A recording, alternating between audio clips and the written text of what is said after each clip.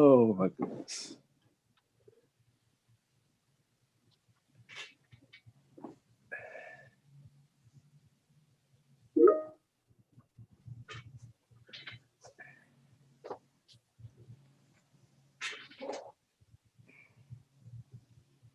Yvette, are you working summer school? Did she hear me? No, principals don't work summer school anymore. They either let assistant principals or academic coaches lead the site, summer sites. I know you hate that. Yeah, right. Oh boy. Oh, we Jesus. are live whenever. Okay. All right. Okay. It's June the 21st.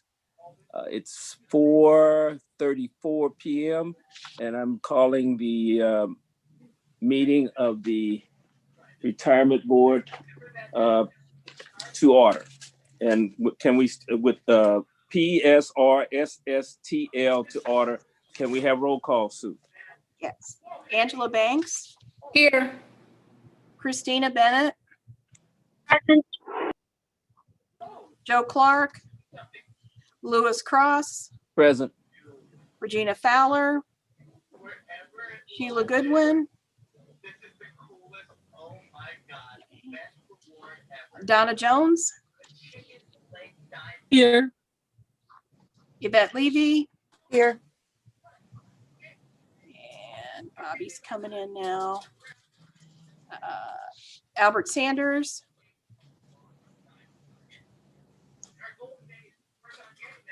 Here. Bobby Richardson. Here.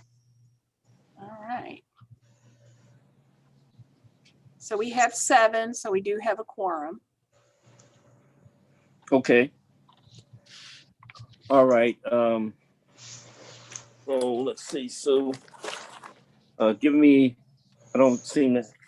No, let's start it off, Sue, with the first item. Okay, that would be approval of the minutes of the last meeting, regular board meeting. Okay. Is there a motion to approve the minutes of the last board meeting? Could I get a motion? I'd like to make a motion to approve the minutes of the last board meeting, which were the April 19th, 2021 meeting. Richardson second. Okay, it's been the motion has been made and properly seconded. All in favor? Aye. Aye. All opposed? Okay, that's been approved. Okay, next we have the what's the next item, Sue? Reading of communications to the Board of Trustees. And I do not have any items. Okay, all right, then we'll move on to the next item. Presentations by interested parties. I don't have anyone that sent anything to present to the board. All right, going forward, the next item, Sue. And then the consent agenda, approval of retirement and benefits. For the month of May, we didn't have any new retirees in June, so it's just for the month of May. Okay, can I get a motion for the approval of the information in May? I'd like to make a motion to approve the retirements and benefits for the month of May 2021. Is there a second? A second. Okay, it's been moved and properly seconded by Bobby Richardson. All in favor? Aye. Aye. All opposed? Okay, the ayes have it. So we move on to the next one, Sue. And that is approval of refunds and bills for April and May of 21. Okay, can I get a motion for the approval of the item that was just presented? I move Go ahead. I move that we approve the refund and distributions for April and May 2021. Is there a second? Richardson, second. It's been motioned and properly seconded. All in favor? Aye. Aye. Opposed? Okay, next item, Sue.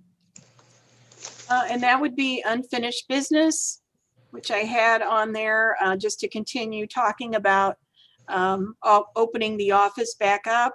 Done a little bit of work on that. We still have a little bit more to do. Just waiting to hear back. Would anticipate wanting to install at least a little plexiglass in our front area. Have not heard back. There's kind of a wait on that. But hopefully soon I will hear from that. We have been doing a few folks who were very anxious to come in. So we've been doing a few kind of meeting with folks distance and so kind of trying that out a little bit. I've got OSHA guidelines to review and some other guidelines to review. We'll talk with Matt about. So hopefully in August would have sort of a plan for everyone. I think also, Sue, I understand that there's some ADA and Matt, I think there's some ADA guidelines that also are addressed in this whole vaccine possible, did you have it or not? So I think we need to take a look at all that. Is that right?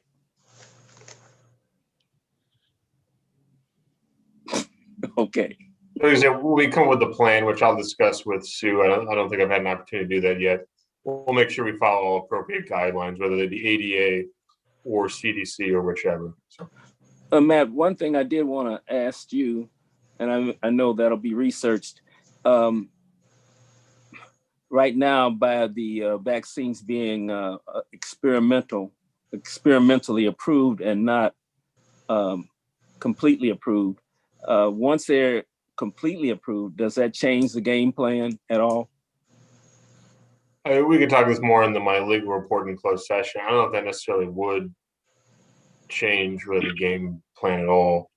Okay. You know. All right. All right then. Let's see. Yeah. So as everybody is aware, that the guidance is kind of still changing, and it sort of just changed unexpectedly. Exactly. So again, August, hopefully have a plan to present to the trustees then. Okay. All right. Next item. That is the item 7, the report of the chairperson. I guess the only thing that I have to share right now is that one of our board members, Regina Filer, has submitted her resignation from the board. And I guess, Matt, is it necessary to go into executive session to discuss that? I would perhaps just say, to the extent there's any further discussion or any questions about that, we could do that in the closed legal section. Okay, that's what I thought. And other than that, I guess everybody has received their newsletter that came in the mail, and it's fantastic. Do we have any discussion about the newsletter? Did anybody see it? How did you like it? I have not received it. I like, Sue, I like the new look of the newsletter. Soon I opened up the envelope. I said, what?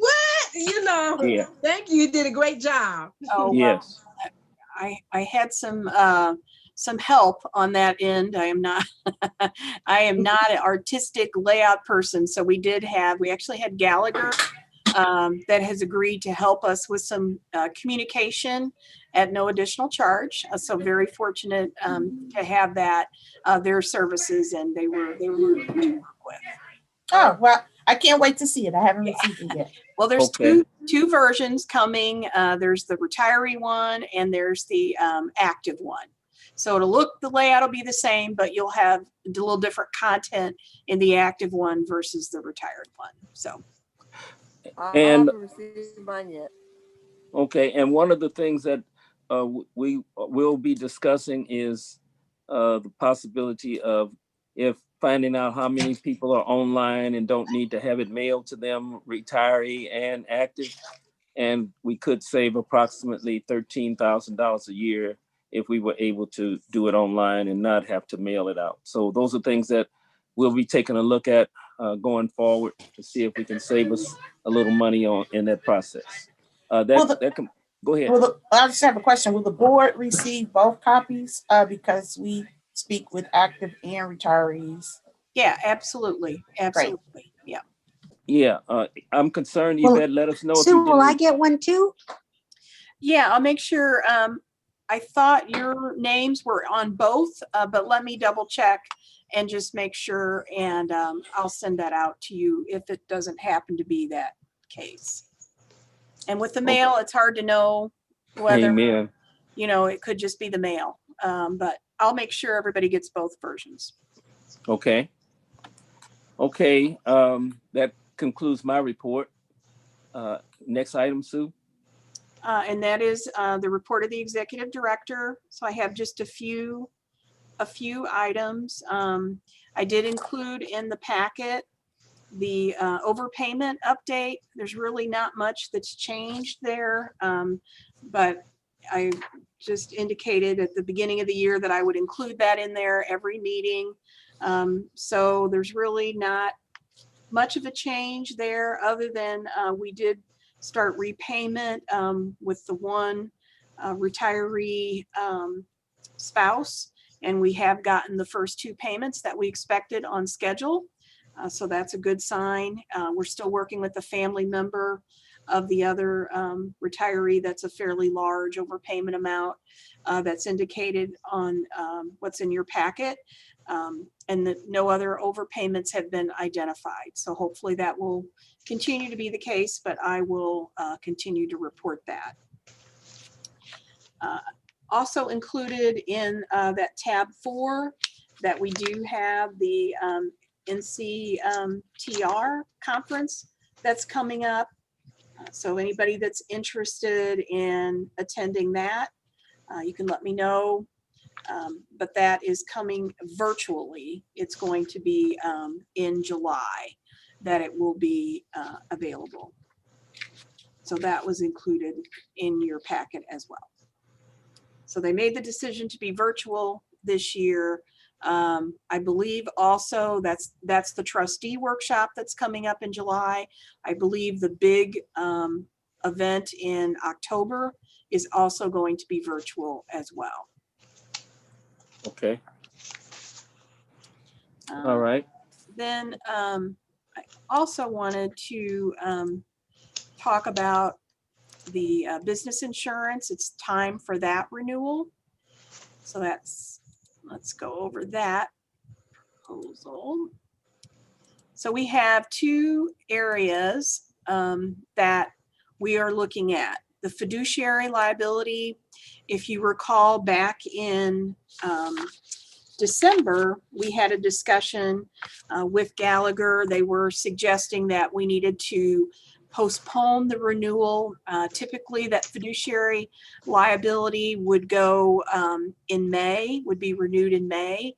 But in May, we don't have the actual annual report completed by the auditor. The financial audit of the financial statements have not been completed by the auditor at that May deadline.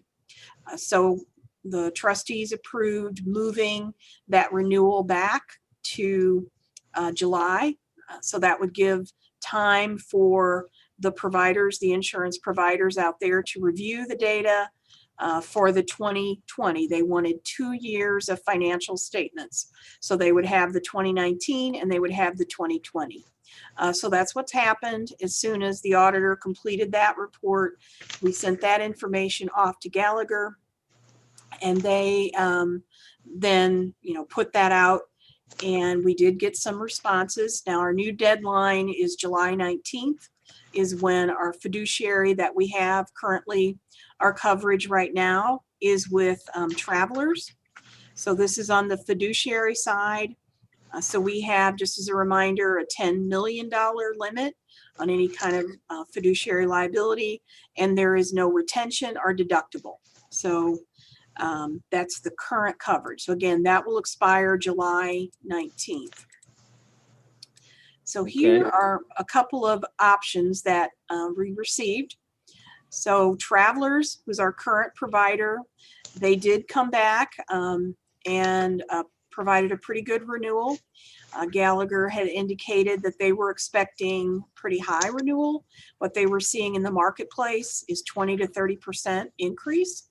But after reviewing our financial information and seeing that we had a pretty good year in 2020, they came back with just a 4.5% increase.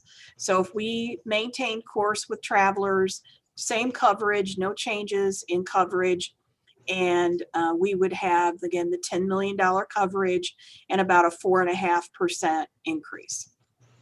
Okay. Travelers also offered a second option, and that is to introduce a $50,000 deductible or retention, same term, and that would drop the cost just a little bit down to $64,000, basically about 0.5% over, what it is now. So we'd have everything be the same, except we'd have a $50,000 deductible.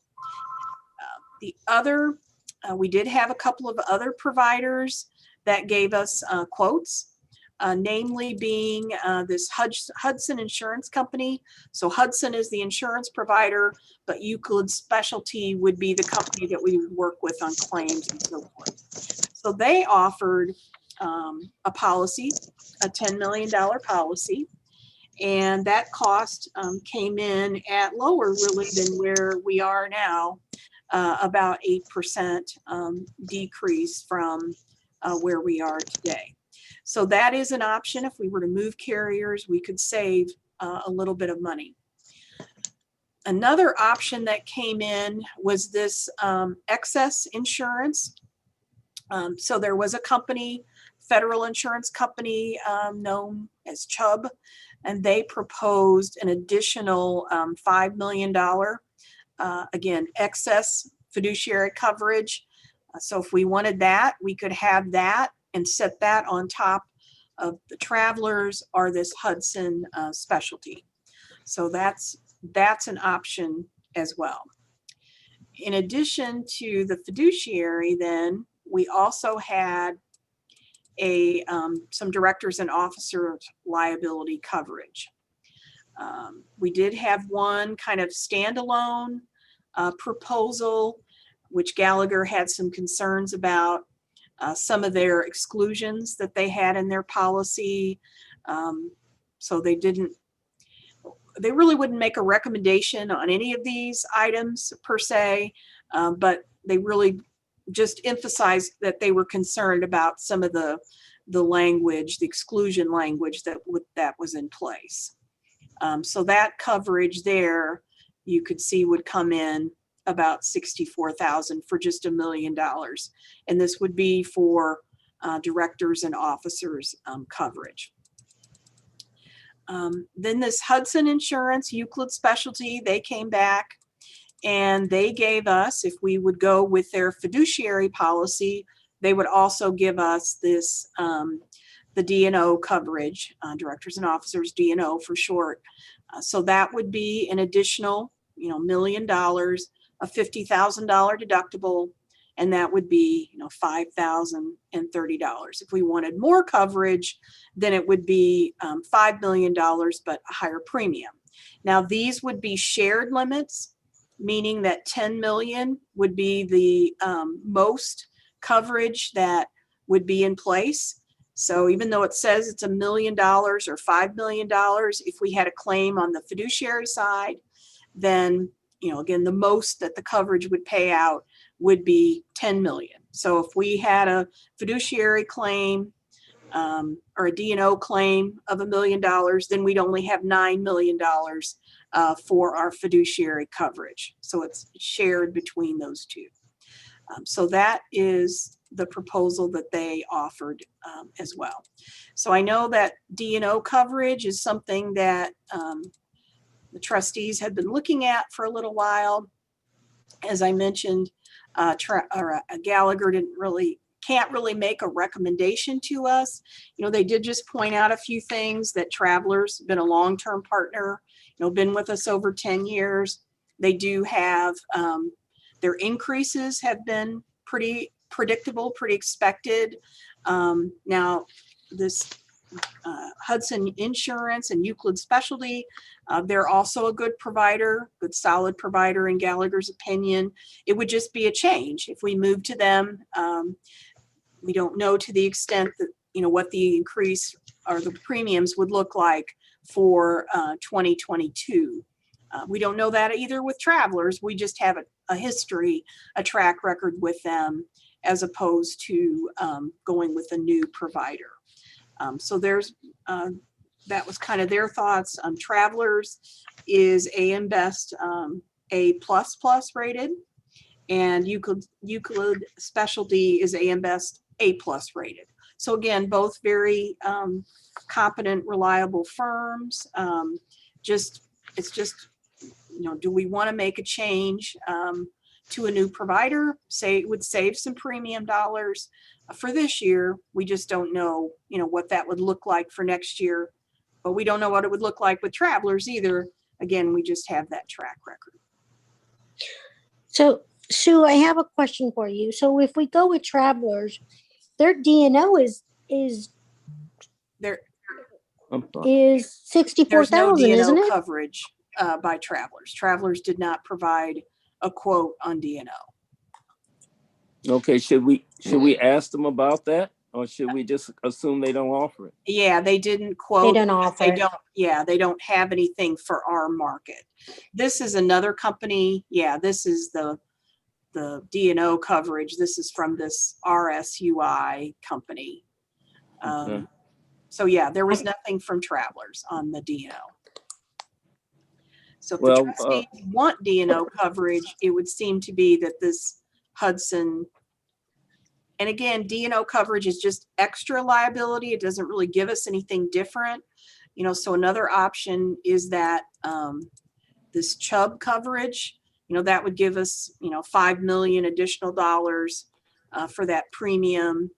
If we go with Travelers, that total would be 92,000. Would be a little less if we went with the Hudson Specialty that we could sit on top of that. I Now, wanted to. I'm sorry, Sue. Go ahead. No, this was Christina. So the reason that I brought this DNO up several years ago with Andrew is because DNO also, while we don't have it, does not cover trustee to trustee liability. And so, so I just, you know, and I went through this with Gallagher, and I'm not sure, Matt, if you were involved in that discussion that we had before, but I really think it's important for us to have some type of coverage for DNO, not just fiduciary. And we can go and discuss this in closed session in detail, but I truly believe it's important that we have to have DNO coverage. Would you all like to make a motion to go into closed session to do that at this time? Matt, do you recommend we just wait until your discussion? It depends on to what extent there are questions concerning DNO. I mean, I do remember there being conversations, I believe 2 years ago in the spring of 2019 at a board meeting concerning DNO coverage. I know Andrew looked at it at the time, where our current insurance provider, which was Travelers, I don't believe was offering it, which appears to be continuing to be the case. Sue, I don't know. I mean, I've not reviewed the sort of the DNO quotes in terms of what exactly they would cover. Sue, I don't know if you just want to kind of give a brief overview as to exactly what the DNO would provide in addition to the fiduciary coverage. Yeah, it would just be, according to Gallagher, because we kind of went through this, it would just be the additional amount. I asked if there was any difference between the fiduciary coverage and the DNO coverage, and they indicated that no, the trustees are covered in the fiduciary. This would just be additional. Employees would be covered in the DNO coverage as well, some employment aspect of it. would be covered. But according to Gallagher, it's just additional coverage. And that's why they went for this excess coverage that, would give us $5 million. Well, I guess at this point, Matt, you probably want to research that before we made a final decision. Is that what you're saying? No, not necessarily. I mean, I don't know to what extent there needs to be discussion on that with the trustees. I mean, if the trustees aren't sure, I mean, I think sort of what Sue's saying is our insurance is up in July. So I'd imagine a decision would need to be made, I imagine today on that to make sure that some insurance, particularly the fiduciary insurance, continues over. And I guess maybe Sue could perhaps provide more guidance, but it seems like is the D&O coverage just an additional amount with a limit, but it doesn't provide any broader scope than what the fiduciary already provides to the trustees. Is that sort of what? That is what Gallagher is telling me, yes. Okay.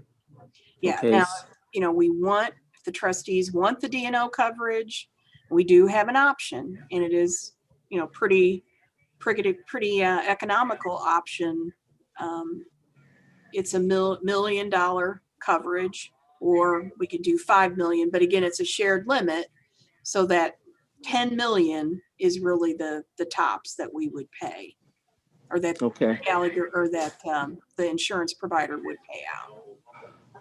Well, I think at this time, Ben, and we need to have coverage, and we won't be meeting in July. So I guess we better go on and get this done now. So is there a motion? Christina, you mentioned that and I know too, we've been wanting to get this done for a while. Do you want to make the motion, Christina? I mean, I've got some sample motions. Okay. If there needs to be any further discussion, but I do, I wasn't sure which way the trustees wanted to go, so I do have some sample ones, but okay. I don't know if there's any other questions about these before I this off the screen. Did any of the trustees have any other questions? There's somebody that I can hear their radio on this. Can you all mute that out? Is there any further discussion, or you have any questions? Okay, go ahead. I have a question. Go ahead, I mean, maybe we wait until the motion is made, but my question is not specifically about these offers, but if we've had any claims against this policy over the past 10 years or 5 years.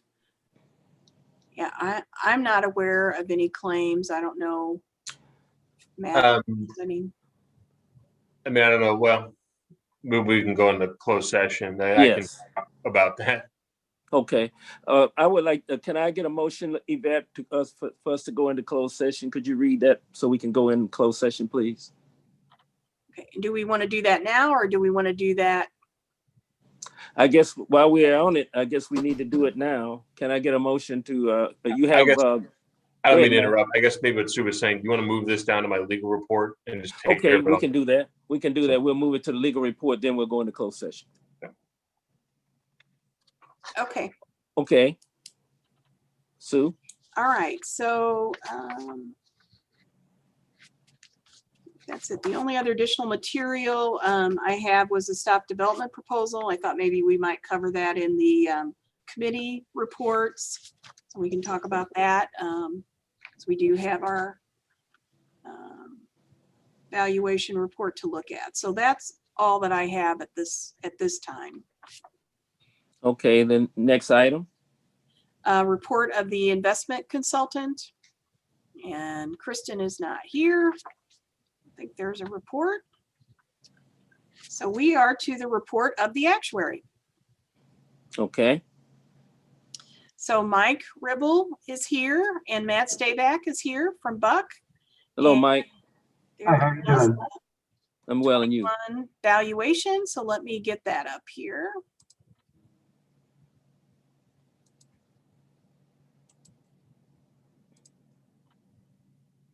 So while Sue's pulling that up, we're here to present the January 1st, 2021 valuation results. And we're going to talk about it's kind of a snapshot that we do every year as of January 1st, 2021. And so if you go on to the next slide, there's an overview of kind of what evaluation results is, how we do it, how we go about it. The purpose is in the middle to determine the Peters of St. Louis contributions and funded status of the plan. Just monitor the plan on an annual basis, and what kind of contributions are due or we would want to be in the system to fully fund the plan. How we determine those contributions is based on inputs that we receive from the staff. The first one on the top left is the census data. This is the membership data we'll review in detail on another slide. But again, it's a snapshot as of January 1st, 2021. So it's a 1-year update on the last time we did the evaluation. We're getting new census data and we track all the members and do evaluation as of that time. On the bottom left, we also get valuation assets as of December 31st, 2020. So you get an annual update of the funds, how well they did, and we reflect them in, get a market value of assets, but we're going to talk about how we smooth the gains and losses over a 5-year period to help the results. If we didn't do the smoothing method, the contribution results would be a lot more up and down. So there's very standard actuarial smoothing methods that we use to help smooth the contributions over time. Because we're in this for the long term, we just want to make sure we have enough money going into the fund in the long term. In the top right, we have the assumptions and methods that we make. So we get the data as of 1/1/21, but we don't know what happens to active employees, when they're going to retire, the retirees, how long they're going to live, pay raises for salaries, things like that. So the last experience study we completed was based on data as of December 31st, 2015. So now with this valuation, we'll have a 5-year history. So we'll talk about after this report, we're going to do in the fall, or starting in July actually, a new experience study that's due for 5 years of history to help us set those assumptions. We'll talk about that on the next slide. And then the last thing that goes in is the bottom right. We look at the plan provisions in effect on the valuation date, January 1st, 2021. And those are the same plan provisions. We didn't have any new plan provisions this year or changes. So those are all the inputs to the valuation. As we go through each of these kind of summaries on some of these items, the idea is for the board to see, what went on during the last year. If there's anything that looks out of line or have any questions, feel free to interrupt. I'm available to answer questions just midstream, or you can hold them to the end. On the next slide. So this is just a summary of the kind of the key assumptions that we make in the valuation. And these were basically set in the last experience study 5 years ago.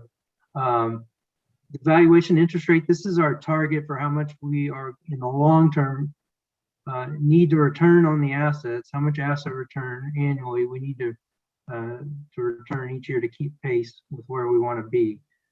So we make a long-term valuation interest rate assumption of set at 7.5% net of expenses. Interest crediting rate is just how much the employees get on, and that's set by the board as 5%. It's more of a method than an assumption.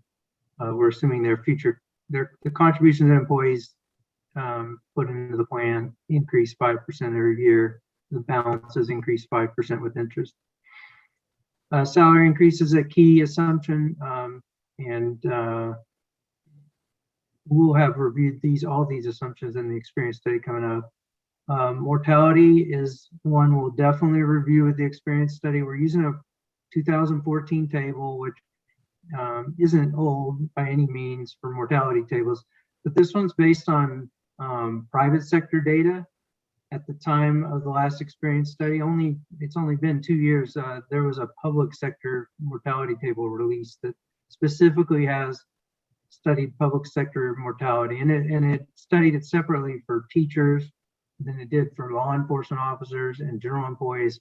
So we can expect that we will look at that in the experience study and look to move the mortality table for the next evaluation, probably to a public sector based table for teachers, mainly for teachers. If you have some other employees, we may look at that as well, to weight it a little bit for general employees. We'll dive real deep into that for the experience study. Actuarial cost method is a frozen entry age.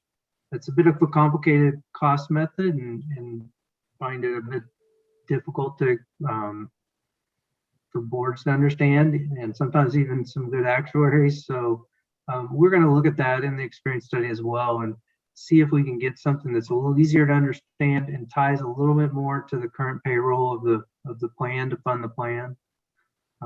So all these things will be reviewed. I've already touched on that valuation of assets and the 5-year smoothing. I'd like to even tweak this. It's not a true 5-year smoothing. It's this 20% per year, and so I'd like to tweak that in the experience study as well. But this is the basis for the assumptions. All of these are reasonable assumptions. It shouldn't be alarming that I'm saying I want to make some changes. Just that every 5 years you got to take a hard look at all of your assumptions, and that's what we're planning to do starting in July. And we should present those results to the board in October for the board's consideration of each of the assumptions and methods that we plan to use going forward. Then when we're here a year from now, hopefully January 1st, 2022 valuation, we will have incorporated all of the assumption changes that board adopted at that October meeting. So that was a lot about assumptions and methods. So I'm just going to pause there. Is there any questions about those?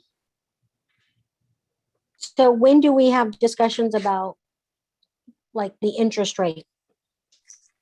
The valuation interest rate is 7.5% for this assumption, and there's a lot of downward pressure on interest rates. I mean, it's still a reasonable interest rate, but certainly we will study it as part of the experience study. We'll look at your asset mix and what the long-term expected return on assets would be. We can work with your investment consultants to gather data as well to support that.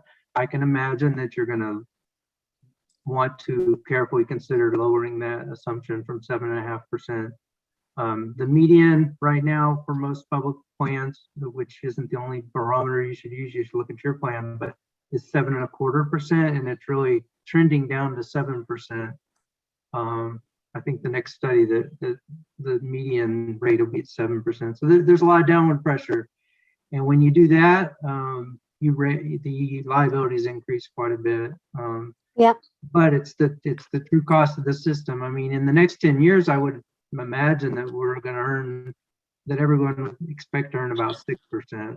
But over 20 to 30 year periods, I mean, 7% is 7.5 to 7.25, 7%. Those are all reasonable assumptions. So I would say we're going to study it between now and the October board meeting and present it to the board in October.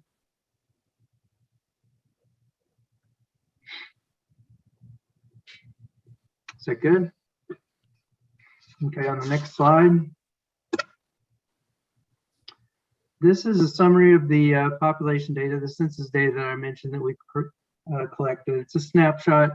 The left column is a snapshot that we got at January 1st, 2021. We go through the data and compare to the prior year, ask questions where things stick out oddly, and we clean it up. And these are the last two valuations side by side and where we, how we compare. Retirees in pay status and beneficiaries relatively flat from year to year, which we would expect, a small drop. The inactives, those are active employees who've terminated. Some of them have only eligibility to receive their if they didn't stay long enough, if they only stayed 3 or 4 years, they only have an account balance that they can receive as a refund. But as long as they haven't received that refund, we're still counting them as inactives. We include that in our evaluation as a liability that has to be paid out. The other group that's in there is participants that are vested in a benefit, but it's not payable yet. And so those participants are waiting to start their benefits and become retirees. And so that number has grown at the last few years, 3,300, almost 3,600. But that's expected because we have people that are, starting to work for a few years and leave and just leave their balances in. So nothing surprising there. The active population is actually decreased by about 124 from 5,100 to 4,984. And we can see that's mostly in the school districts. So the lower membership there, combined with, we're going to see on the next slide, is some lower average salaries instead of increasing salaries. We're going to talk about a little bit. We have some gains, what we call actuarial gains, which means the liability is a little bit lower than expected because payrolls were down, membership was down a little bit. So on this slide, this is the same summary, but next to each of the participant counts, there's average ages, services, and then that average annual pay of active members was what I was going to point out. Typically, we're assuming that goes up 3 or 4% per year. There was a little bit of a drop from 5,100 to 4,984 in the membership, and then a slight average annual base pay drop. So overall, we have a pretty significant drop, I guess, in the payroll for the plan, from about 273 million to about 265 million payroll. The vested terms and non-vested terms I went through, this is the numbers, how they're split. Those are moved as normal, and the retirees kind of moved along as we would expect. We did have a little bit of a mortality gain in 2020, which means more, we observed more deaths than we expected, and that caused a gain. Whether that was COVID related or others, we don't know. We don't track at that level. But we'll have discussions for the experience study around that. And same with the salaries. Was that was last year, was a tough year for the school districts remotely, and we'll work with staff and the school district, the public schools, to understand better what's going on. So when we look at this going forward for our new assumptions, we're making proper assumptions going forward to treat the short-term effects that COVID may have had, and also, but we want to keep our mind on long-term assumptions as well, or like I said, we're in it for the long haul. On the next page, we'll start to go a little quicker. This is the liability of the plan. What the liability is kind of what are we targeting? How much money are we targeting to be in the fund? So we would be targeting, and like I said, this is not exactly the method we're using.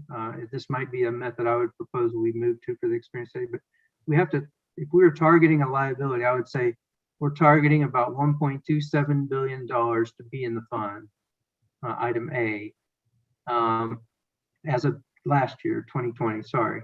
And then when we roll that forward to the end of the year, we're expecting that to increase a little bit to 1.278. We didn't have any plan changes, as I mentioned. So we're comparing what we expected at the end of the year to what we actually got when we took all the new data and ran it into the new system, all the new census data. We actually, our new liability for the plan is 1.257. So we call this, this is lower than we expected by 20.8 million. So we call that a gain, an actuarial gain on the liability. It's 1.6% of liability, not a huge event.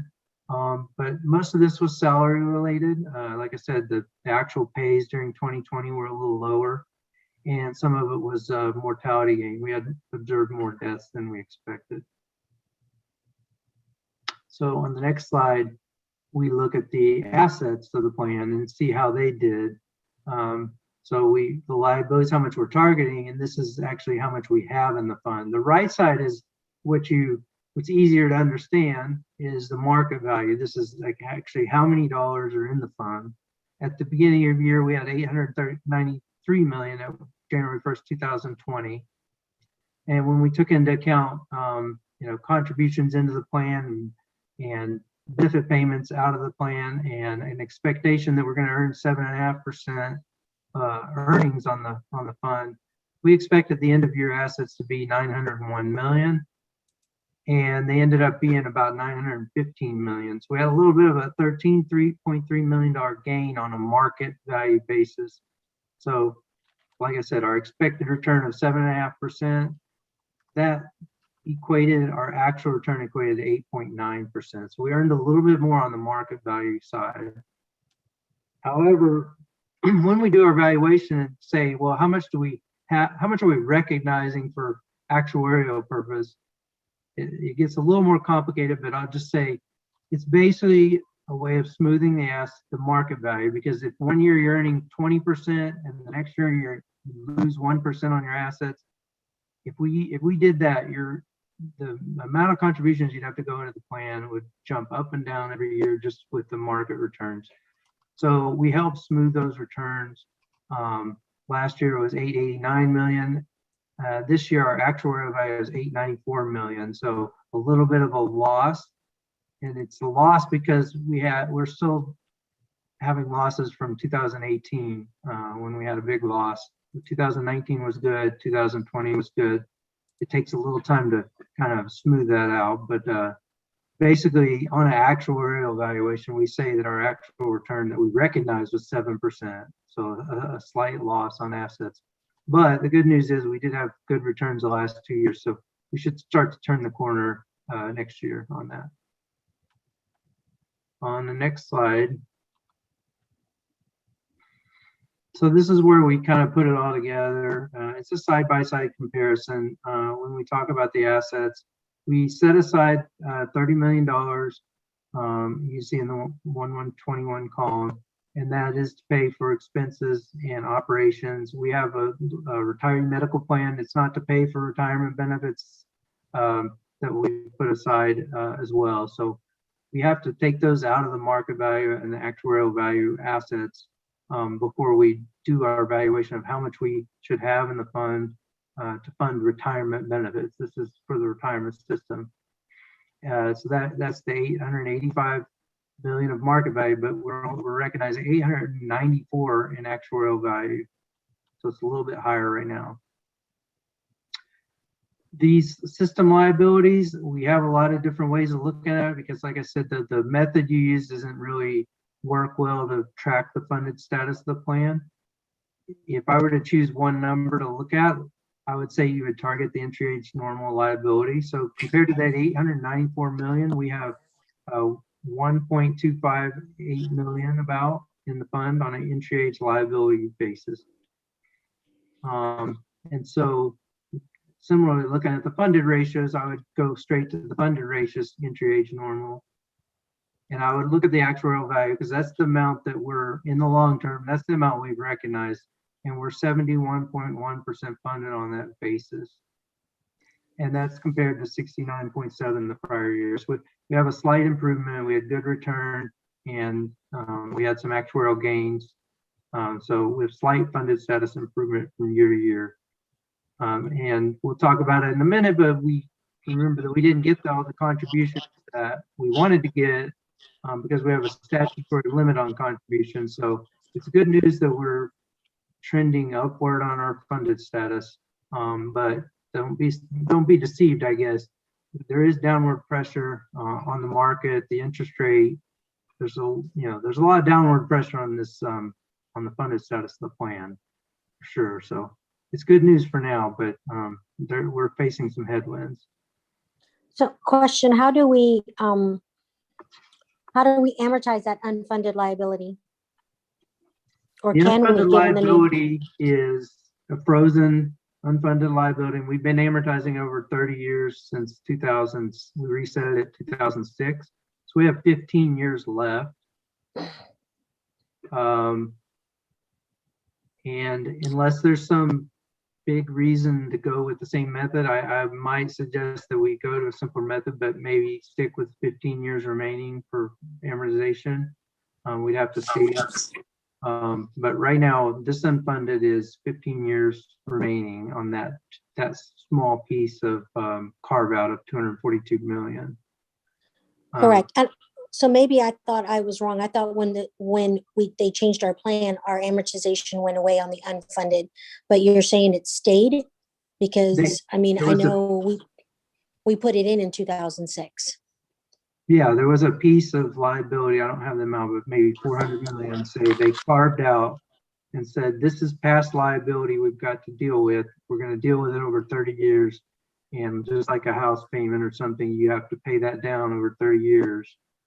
And so it's got 15 years remaining on that. You know, but I think given some of the issues with the fact that we're only getting a certain statutory requirement and we're doing an experience study, we might look at some options there to help. You know, we want to understand from the board, and we'll work with staff to get some options on the table.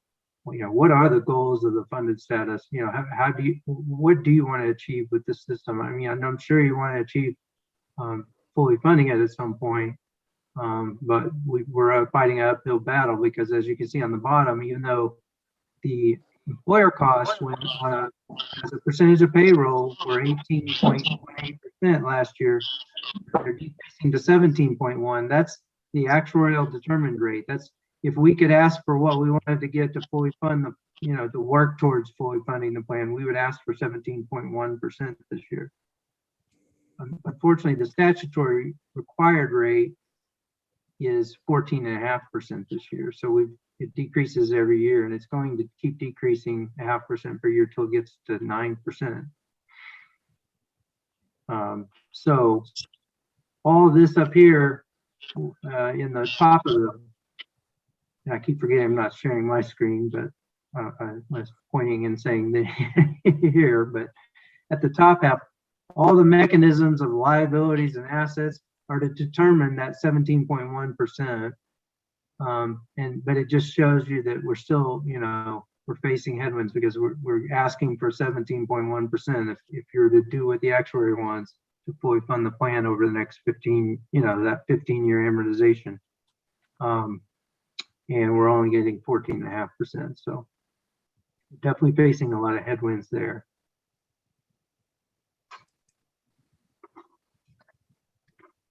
Did that help?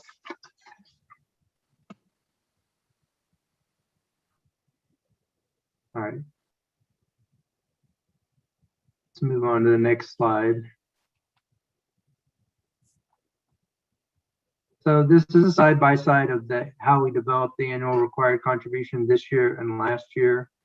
The normal cost contribution in most plans, and not your plan with the method it has right now, but like I said, we're going to review that. The normal cost contribution is a more steady, the more steady of the two contributions, but right now we have it decreasing from 23 million to 18 million due to the good experience we had in the plan.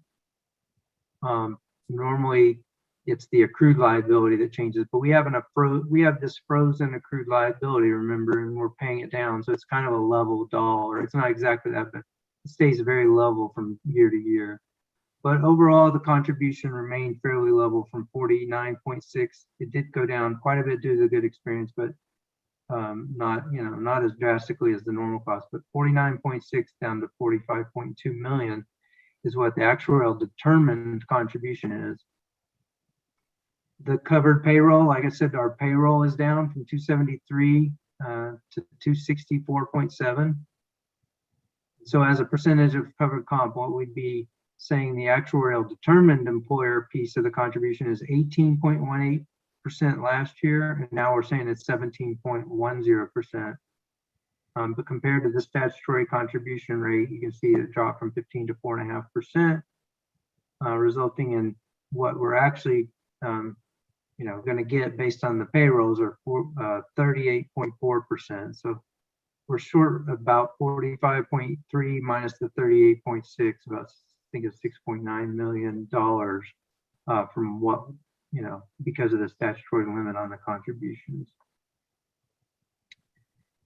And so, that's could be a long-term problem. I know we did some analysis a few years back that said that the over 15 or 16 years, I think it was close to $400 million gap, because each year we would expect, now, we don't know how returns are going to go, but if all of our assumptions held true, we are going to expect this annual gap to increase every year. And, you know, to the point where total dollar difference is pretty significant. On the next slide. This is a split. We allocate the contributions based on the covered payroll on the fourth row that we receive, split between the Board of Education and Retirement System and the charter schools. And based on that allocation, based on that split of payroll, we allocate the $45.3 million actuarial determined contribution in each of its components. And then at the bottom, we allocate the $38.4 million contribution, statutory contribution that we expect to receive. So it's all just the same slide, except allocated between the different employers. On the next slide. So I think I've covered some of this. I mean, I think you've heard from my tone, you know, there are some risks and some headwinds, and you know, I think you know, hopefully it's not the first time you know, the board has realized that the 14, you know, statutory contribution that's going down is putting a lot of downward pressure. But there's other risks involved that I've covered as well, and there's some ones that aren't so risky for you. I think we're in good shape with.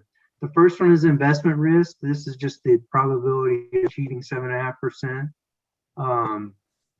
And like I said, over the next 10 years, if your investment advisors were here today, I think they'd probably say 6% over the next 10 years, maybe 7.5% or 7.25% over the next 20 to 30 years.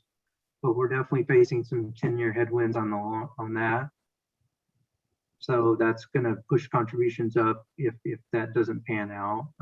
Over the next 10 years, you're going to be under, you know, some good pressure if that does pan out and you earn 6% over 10 years versus 7.5%. Longevity risk, I think we're okay with. We had a mortality gain this year, but we're looking at the experience study and we'll update the mortality every 5 years, including this year, to keep that in track. But the more longevity risk is just that participants live longer than we expect on our evaluation. So plan pays out a lot more than we're saying, you know, and then that hurts the plan's status as well. But I think we're good on that. Contribution risk we've covered in great detail. I've already covered in great detail. This is the risk that what the actuarial contribution amount that the actuary calculates, what we call the actuarial determined contributions, are greater than what the statutory contributions that we're actually going to receive are. So that's probably, of the risk, it's probably the biggest one in addition to the investment risk. And then the last one's a lot like the investment risk. When we do the experience study, if we recommend lowering it, and the investment advisors, you know, the board decides, you know what, we want to move it from 7.5 to 7.25% assumption or 7% assumption, it's going to pump up the target for how much liability we need in the fund. So that's a risk as well, because it's going to, you know, drive up how much contributions we think need to come in, but we've got these statutory contributions that are limited. So it's not going to help the fund status, but I think it gets us to the right, you know, having these experience studies every 5 years, it gets us to the truth. We want to know what, you know, what the best estimate of what we really need to sustain this fund over the long term is. And so that's what we hope the actuarial evaluation is. And then, you know, we're here to work with, you know, Sue and the board to help, you know, if the board desires to fight for additional contributions or whatever the case may be. I think that is something that we're geared up to do. But you know, we did it, like I said, we did a study 2 years ago that was pretty much just a straight line assumption of 7, you know, let's say we earn 7.5%, you know, what's their shortfall going to be? You might want to consider, if you're going to bring this to a legislative board in Missouri or something, you might want to consider something a little more complicated, like a mini asset liability study or something a little more complicated in your projections to really show like the probability of us reaching below 50% funded status is 30%, or, you know, something just a little bit more.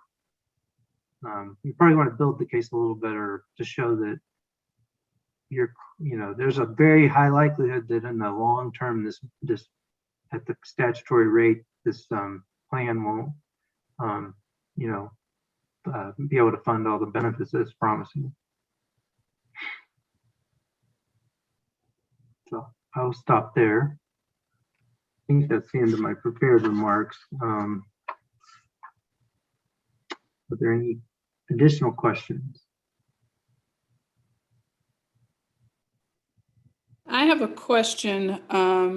You know, as I've looked at some of the actuarial assumptions on salary increase, they always seem to be significantly higher over the 5 years than what actually happens. So I think we saw that in some of the numbers. That might be something we want to look at also if we're trying to make this more accurate. Yes, that's a definite assumption that I would imagine that will 100% it will be part of our study. But yes, I think if we've had a history of lower salary increases over the past 5 years, and we expect that, you know, we hear from you that we expect that to continue, then we definitely would look at lowering that, and that will lower the pressure. That will take some pressure off, you know, lower the target a little bit. That will, you know, it will help. We want to get to the best assumptions for each individual assumption that gets the right answer. So yes, we'll definitely review that and get that in line.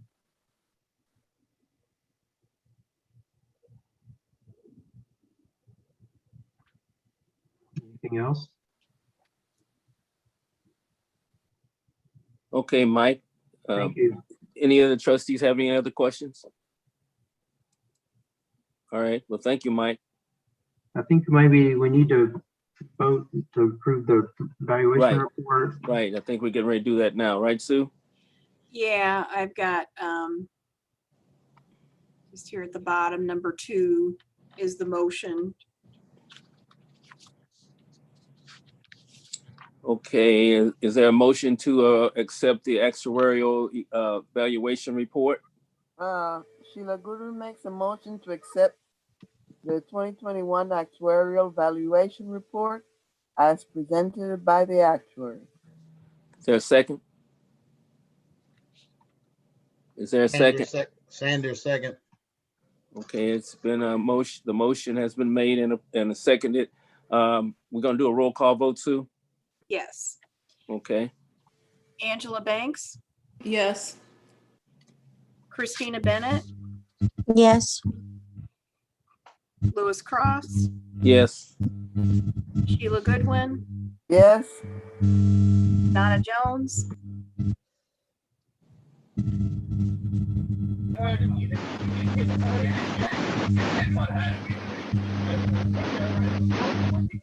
who's Donna? Beth Levy, Yes. Bobby Richardson, Yes. and Albert Sanders. Yes. Okay, Okay. so we have 7. So the motion carries. Okay. Thank you so much, Mike. Thank you very much. Okay, Sue. Right, and Matt also, who did a lot of work, and Blake, who's our regular contact. They all do a lot of work on the plan. So thank you all. Thank you so much, Matt. Take care. All right. Okay, Sue, we're moving along. What's up next? Yeah, we have the report of the committees of the board. So the first one is the benefits committee. It looks like we lost. Okay, the funded benefits, the dental and vision RFP was sent out earlier this month, right, Susan? Yep. Okay, and The deadline respond date is June the 25th, 2021. Also, a meeting is set for July the 9th with Gavister, the benefit consultant. And that's all that we have to report on the benefits. Okay, are there any questions by any of the trustees? Any questions? Okay, so Sue, do we take any action at this time? Not now. We will talk about that. Typically in August is when the presentation will be made about the results of the RFPs. Okay, but we're okay for the vision and so forth until that time, right? Yeah, everything's good till the end of the year. But we'll have to make a decision in August what we want to do for January 1 of 2022. Okay. Trustee business is the next committee.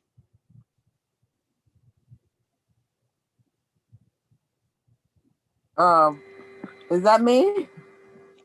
Sheila, yes. Okay.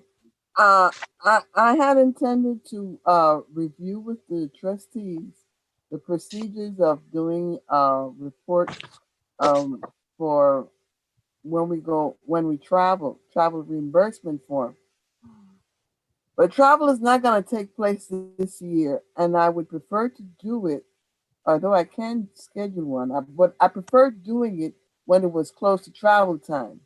But as you heard earlier, the National Council on Teachers Retirement, the trustee training, and the conference, which was going to be held in October, will not be held in person. So perhaps do it in October, and then when we do travel, I'll do another one to review. Okay? Any questions? Sounds good. All right. Sue, Donna's trying to come back in. She was knocked off. She's trying to come back in. Okay. I don't see her yet, but I will let her in as soon as I see her. Okay, great. So the next committee is the investment committee. Christina? Yes, and, I'll, Albert. yes.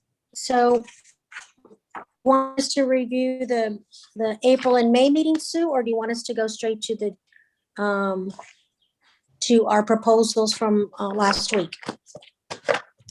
It's whatever the pleasure of the board is. I've got the motions up whenever you're ready. Yeah, so the investment committee has been very busy this year. We've looked at private equity in its totality, and I will have my co-chair present the 3 recommendations we have before us today. Thank you, Christina. Like you said, we've been very busy. Our first motion, what we have to talk about is with private equity is to accept. Make a motion to accept Asia Alternatives Capital Partners Fund 6 private equity investment in the amount of $10 million as recommended by the investment committee on our last meeting on June 17th, 2021. I second that motion. Okay, we take a vote on that, Sue? Anybody got questions? Any questions before we take the vote? Yeah, can you briefly review or summarize what the recommendations were? Yeah, so Sheila, good question.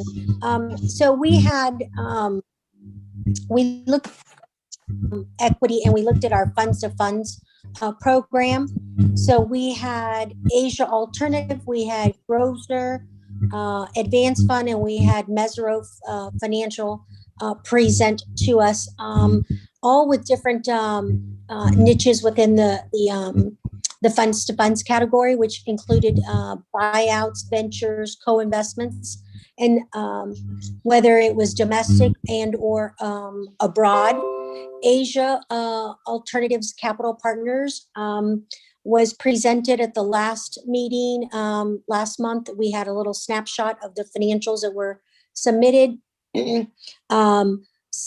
I myself was a little skeptical on what that envisioned, but Asia Alternatives is a female-run firm that focuses strictly on Asia, whether it's Japan, China, Australia, India, and some other small Asian companies. And what they really do is not so much on the interest rate risk of buyouts, but they do it all in market or in country buyouts.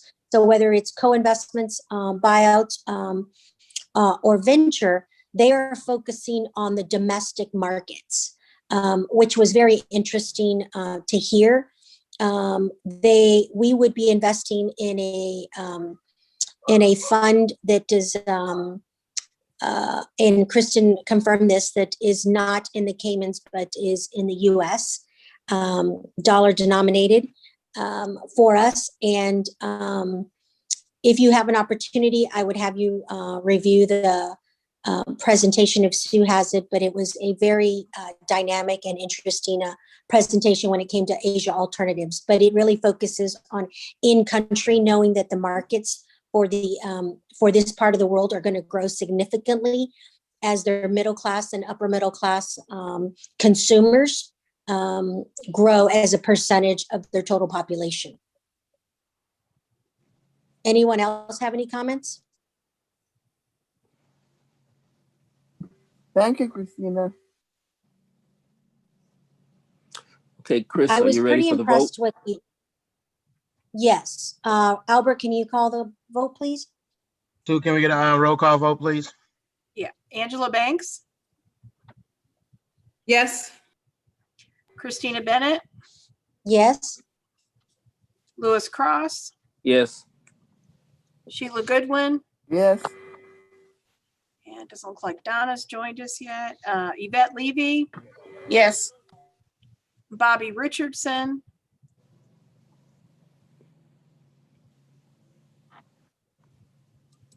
She said yes. She mouthed it. She has it on mute. yeah, she's on mute. Bobby, you on mute. Yes. Okay. Albert Sanders, Yes.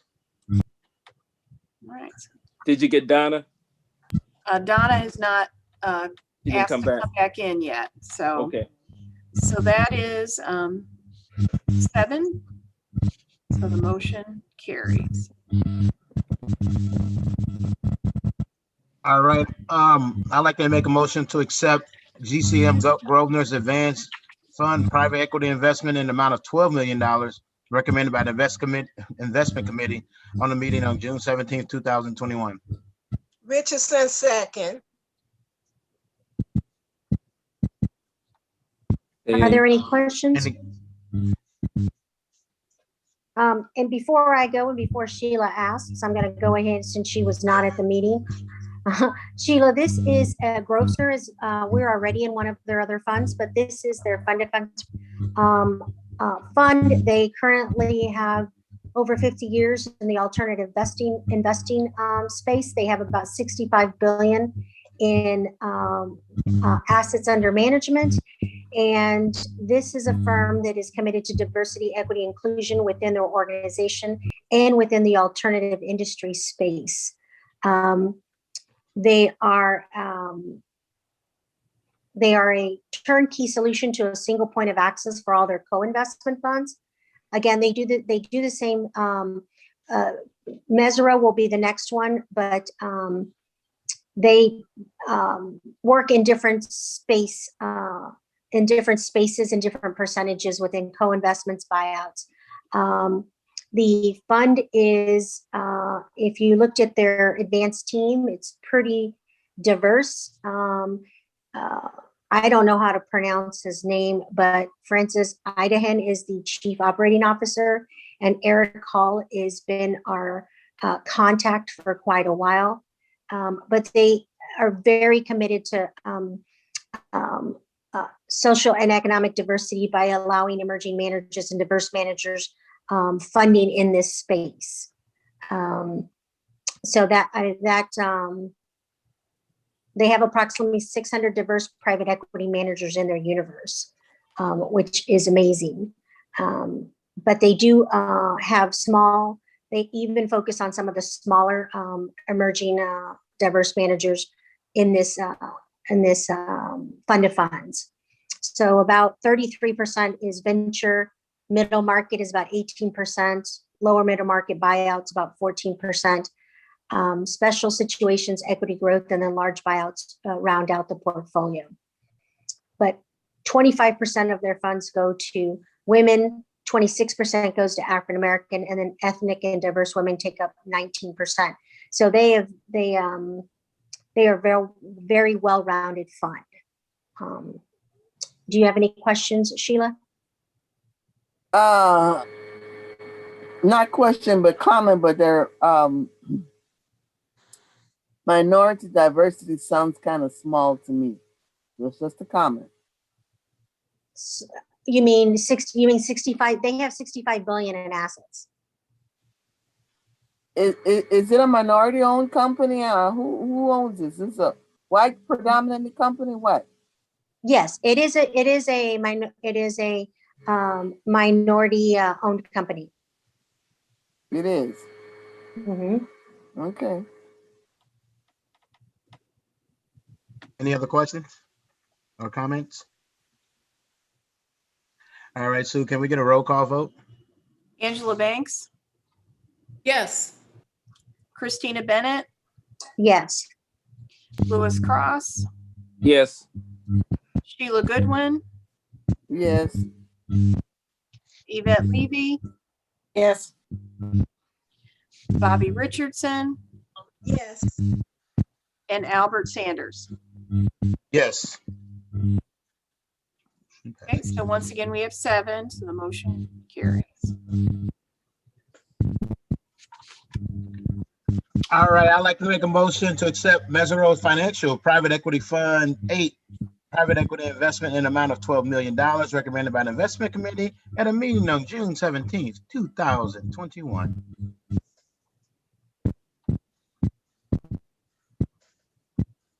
I second it. Richardson seconds. Any questions or comments? Is that 12 million or 10 million? It's 12 million. Okay.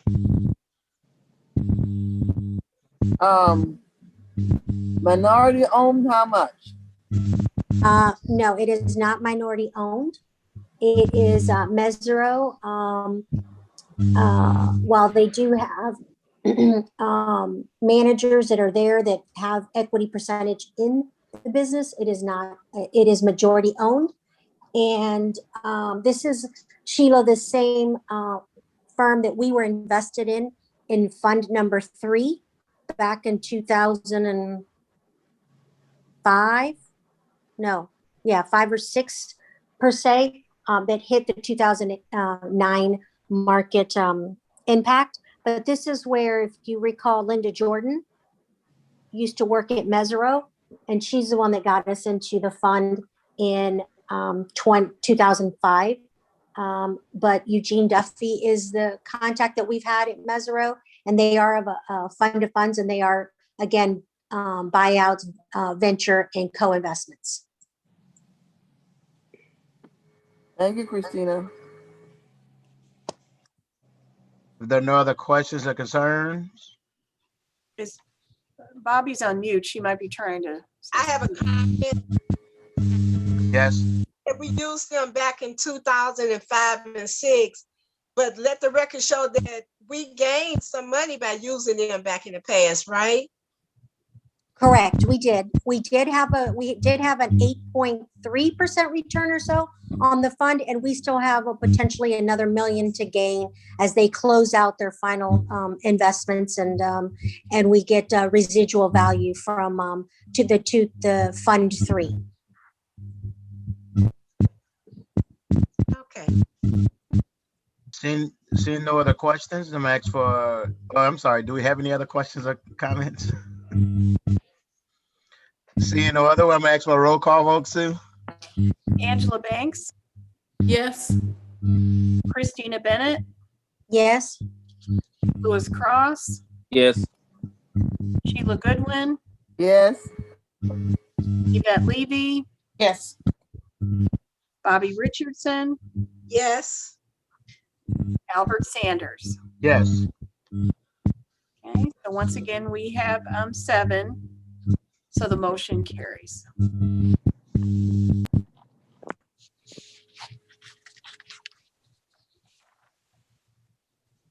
And I think, Christina, I think that's our report, correct? Yes, that is all we have to report today.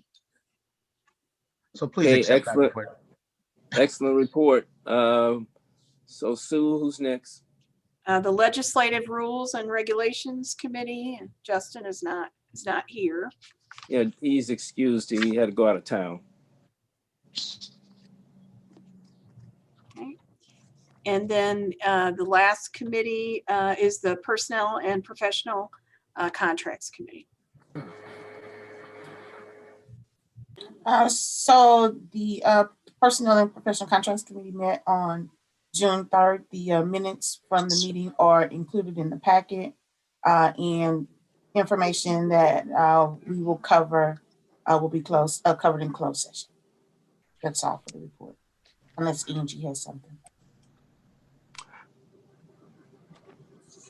Then that's our report. Sue? As far as what's next, Sue, before we go any further, I can give the legislative update since I was on that team that went up, if that's acceptable to the trustees. We visited Jefferson City on the last day of session, and we met with the legislators that could possibly help us to get some kind of legislation so that we could stop the drain on our retirement system with this 0.5% every January, starting in January of 2018. I was accompanied by Sue Kane, Justin Stein, Regina Fowler, and myself. And we stayed there all day, and we met numerous legislators that could said that they would be interested in taking a look at what we're doing. And what we want to do is, in some instances, and Matt will correct me if I'm wrong, try to mimic what the Kansas City retirement system got as far as a substitute for what we currently have. All in all, it was a productive day. Of course, we just got a lot of yes, I'll take a look at it and so forth and so on. But that was just the beginning of it. There's a attorney with our legal firm that is the key person that does all of the lobbying and so forth for our retirement system. Sue, did you have anything you wanted to add to that? No, I think it was a good day, and we met a lot of people, just a lot in the hallway sometime, but we had several sit-down meetings. We met with the chairperson of the Joint Committee on Public Employee Retirement and also the executive director for that. So I think we made some very, very good contacts. Okay. All right, Sue, so we all done. What do we have next? New business. Any new business? Any new business? Okay. And then the next item then is the report of the attorney. Okay, Matt, you said you wanted to go into executive session for this. Sure, I think that'd be appropriate. Okay. That's number 9 there. I make a motion to close the meeting and that all records and votes to the extent permitted by law pertaining to and or resulting from this closed meeting be closed under Revised Standard Missouri 610.021 for the purpose of having a confidential and privileged communication with the attorney. Sheila Goodwin, Richardson, second. second. Okay, we'll take a roll call vote. Go into executive session. Angela Banks, Yes. Christina Bennett, Yes. Louis Cross, Yes. Sheila Goodwin, Yes. Yvette Levy, Yes. Bobby Richardson, Yes. Albert Sanders. Yes. Okay, so that's 7. Motion carries. Let me do a couple things to stop the recording and take us live.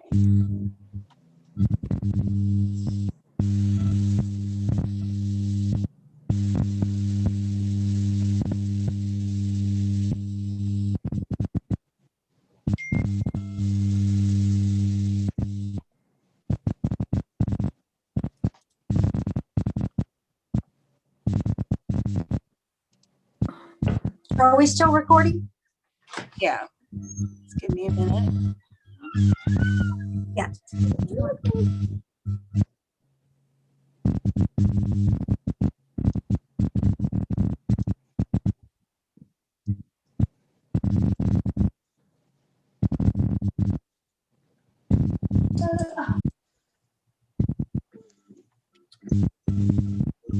Always a delay.